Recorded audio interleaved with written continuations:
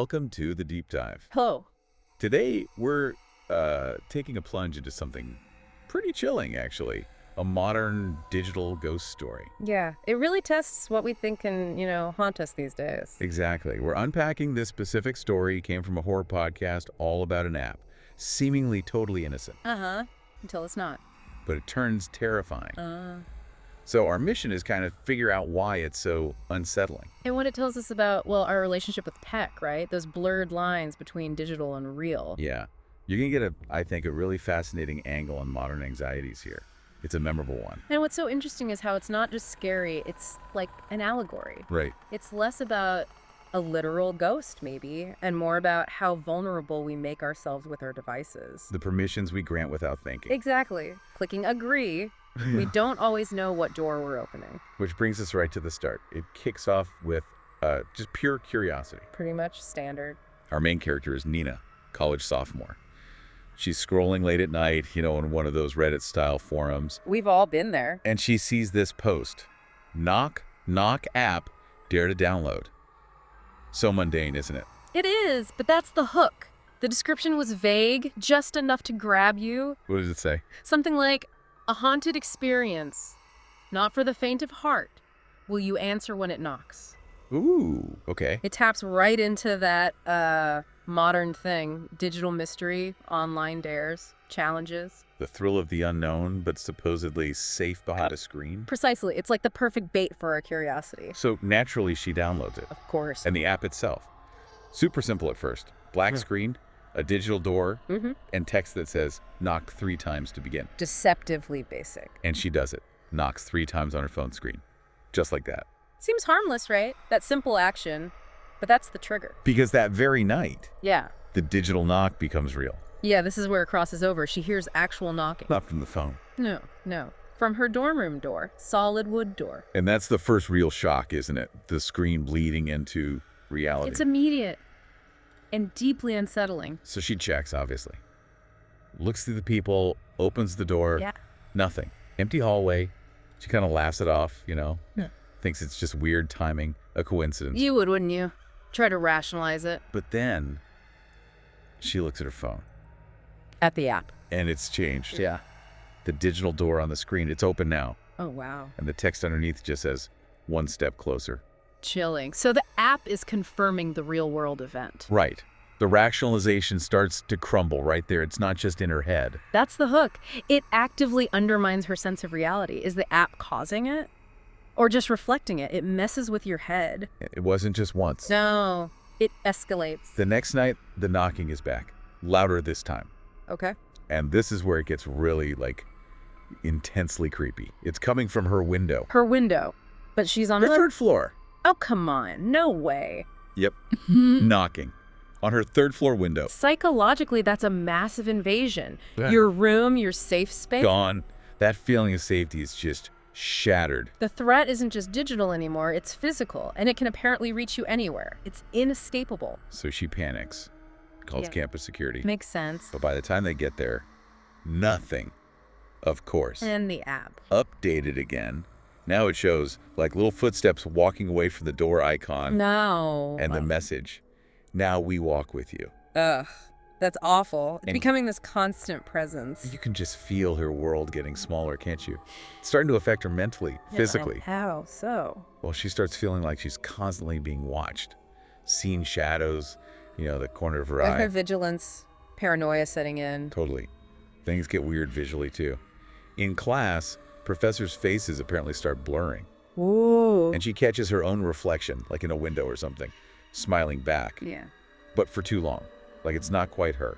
That's deep psychological distress manifesting. The lines are blurring everywhere. And the absolute kicker, she tries the obvious thing. She deletes the app, Okay, good. Finally. but it doesn't matter. She deletes it, and it just reappears on her phone. Oh, that is terrifying. That speaks to that modern fear, right? Lack of control. Exactly. We think delete means gone. But it's not always gone, is it? Not really. Data lingers.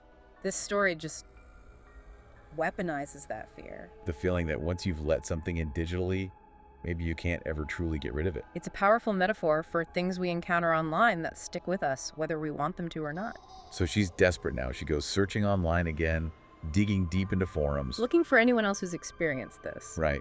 And she finds this one comment, buried deep, from a user called AXIT42. Okay. Ominous name. And this user lays out these, chilling rules for the app. Rules for a haunted app. Yeah. AXIT42 wrote, "You don't uninstall it, you don't close the door, you finish the game, or it finishes you." Oh, classic horror logic. Trapped in the game. It sounds like a movie trope, yeah, but think about it. How often do we just click agree or ignore warnings online? All the time. We just want to get to the content or the next level or whatever. We don't read the terms. Exactly. So these rules felt horribly real in context. What were the specific rules? Okay, rule 1, answer the knocks. Don't ignore it. Engage. Okay. Rule 2, never leave a question unanswered. Like a twisted game of truth or dare. Sort of. And the last one, when the door opens for the 3rd time, don't look away. Don't look away. Okay, that's specific and unsettling. And right after she reads this, the app confirms it. A notification pops up. What did it say? Ready for round 2. Ugh. She knows the rules now. It's like it formalized this horrible agreement she never actually signed up for. Yeah, a twisted user agreement. Ugh. So round 2 begins. This leads to the big confrontation. Night 3. Okay, the climax. The knocking starts earlier this time. 5:44 p.m. She's in the college dining hall. Busy place. In public, that's different. But here's the truly weird part. The knocking starts. And everyone else in the dining hall just freezes. Like time stops? Yeah. Nobody moves. Nobody seems to notice the knocking or her panic.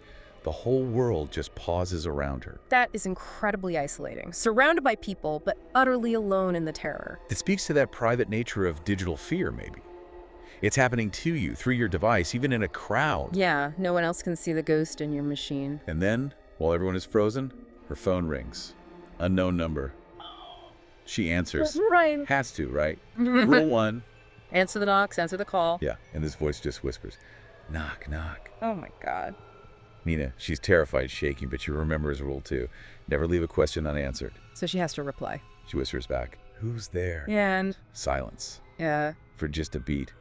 And then laughter. Laughter! But not human. Screeching, static-filled, horrible laughter through the phone. That's nightmare fuel. Pure audio horror. And as this is happening, she looks down at her phone screen. The app's door flings open. The 3rd time. This isn't the final door yet, but it's revealing something. Inside the digital doorway, a figure. What kind of figure? Faceless, with arms that are way too long. Classic Uncanny Valley stuff. And the truly chilling detail, it's wearing her roommate's hoodie. What? No!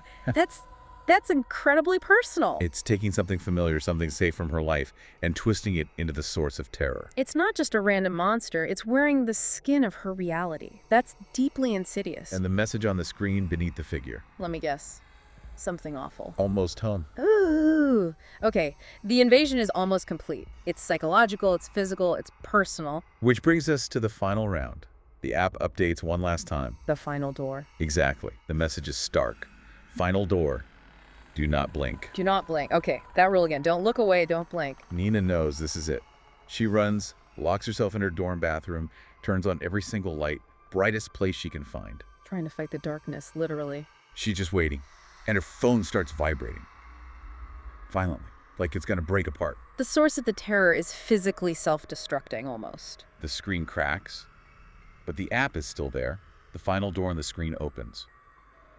And the 30-second timer starts counting down. A countdown to what? She just has to stare at it without blinking? Seems like it. But as the timer ticks down, things start happening in the bathroom with her. Oh no, it's fully crossing over now. The air gets freezing cold. The bathroom mirror fogs up completely, even though it wasn't steamy. Physical manifestations. And then she feels it. Something steps into the bathroom behind her. She can feel it. She feels breath on the back of her neck. Nope. That's the absolute limit. The digital horror is now tangible, right behind her. The phone is the conduit, but the entity is there, in her last safe space. So the timer's ticking, there's something behind her. What does she do? She makes the fatal mistake. In that moment of pure terror, feeling that breath, she turns. She looks away from the phone. She turns, and she blinks. She remembers the rule, do not blink, but it's too late. Oh, Nina. The instant she blinks, everything went black. Game over. It finished her. The story doesn't say she died, but The aftermath is haunting. How was she found? Her roommate found her the next morning, still in the bathroom. Her phone was on the floor, screen completely shattered.